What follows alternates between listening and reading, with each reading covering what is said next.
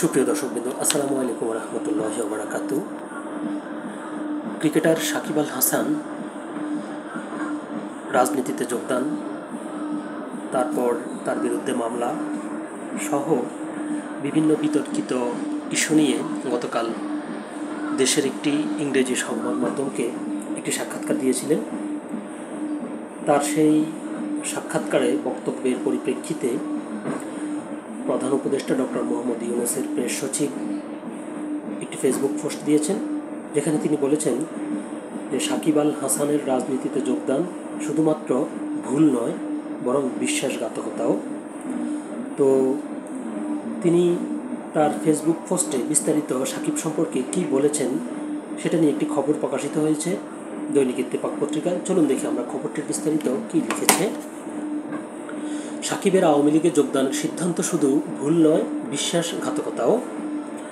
Cricketer Shakib Al হাসানের আওয়ামী লীগে যোগদানের সিদ্ধান্ত শুধু একটি ভুল পদক্ষেপ নয়, বরং নৈতিক ব্যর্থতা বলেও মন্তব্য করেছেন প্রধান উপদেষ্টার প্রেস সচিব শফিকুল আলম।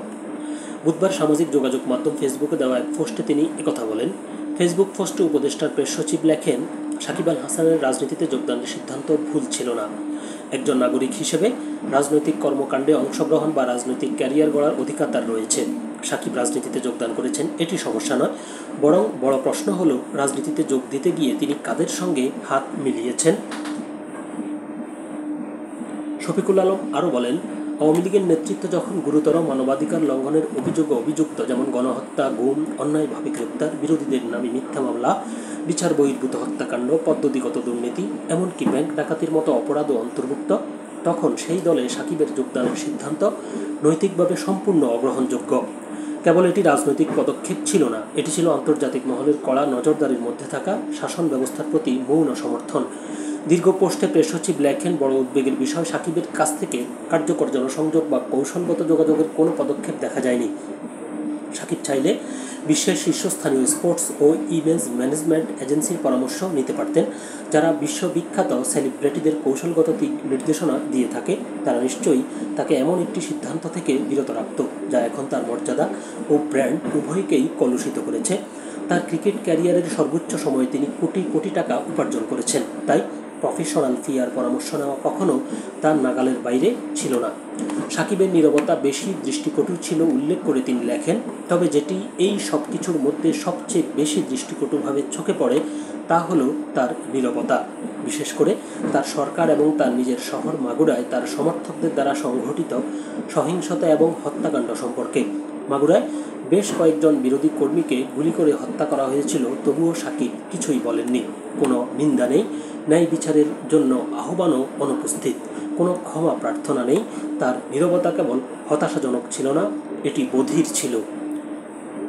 মানে তিনি বলছেন যে সাকিব এই যে এভাবে চুপ করে রয়েছেন, এভাবে শুধুমাত্র একজন যে কানে শোনে না সেরকম একজন ব্যক্তির পক্ষেই এরকম নীরব থাকা সম্ভব। প্রেস সচিব লেখেন, সাকিব বাংলাদেশের সর্বকালের সবচেয়ে প্রতিভাবান ক্রিকেটার হতে পারেন, কিন্তু প্রতিভা ও জাতীয় দলের হয়ে পারফর্ম করা কিন্তু দায় মুক্তি দেয় না।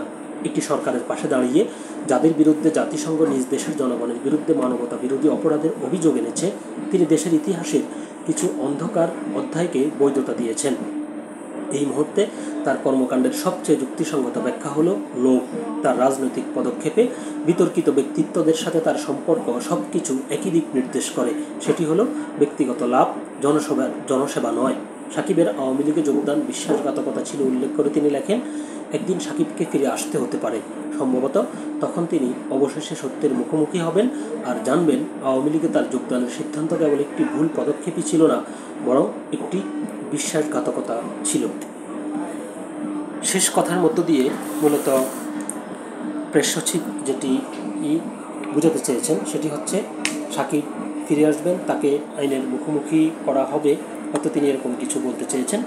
যাই হোক, সত্যি কথা বলতে বাংলাদেশের ক্রীড়াঙ্গনে বিশেষ করে ক্রিকেটে সাকিব আল হাসানের একজন ক্রিকেটার হিসেবে তার যে অবদান সেটি অবশ্যই এদেশের মানুষ সারা জীবন মনে রাখবে, কিন্তু পরবর্তীতে তার যে কর্মকাণ্ড এটি অবশ্যই মানুষ ঘৃণা করে প্রত্যাখ্যান করবে, এবং যে কিনা বাংলাদেশের লাখো তরুণের আইডল। তার এরকম বিতর্কিত কর্মকাণ্ড অবশ্যই অন্যদেরকেও বিপথে পরিচালিত করবে। তো সকলে ভালো থাকবেন, সুস্থ থাকবেন। পরবর্তীতে অন্য কোনো খবর নিয়ে আপনাদের সামনে এসে উপস্থিত হব। সে পর্যন্ত সকলে ভালো থাকেন। আল্লাহ হাফেজ।